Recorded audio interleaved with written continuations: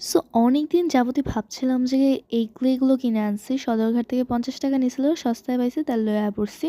But কি বানাবো এটাই বুঝতে পারতেছিলাম না। তারপরে আজকে গ্লু একদম শেষ। তারপরে এটাকে কেটে একটু বের করে তারপর ইউজ করছি।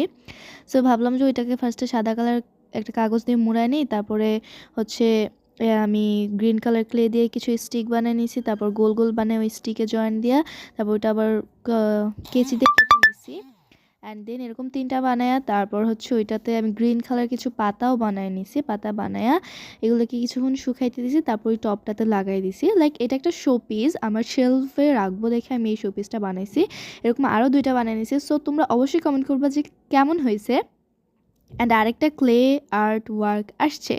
সো অবশ্যই আমার চ্যানেলটাকে সাবস্ক্রাইব করবা। না ভালো লাগলেও সাবস্ক্রাইব করবা। লাইক, কমেন্ট, শেয়ার করতে একদমই ভুলবা না। আর সুইট কমেন্ট করবা। রিপ্লাই তো পেতেই হবে। ঠিক না? So tata take fun. খোদা হাফেজ।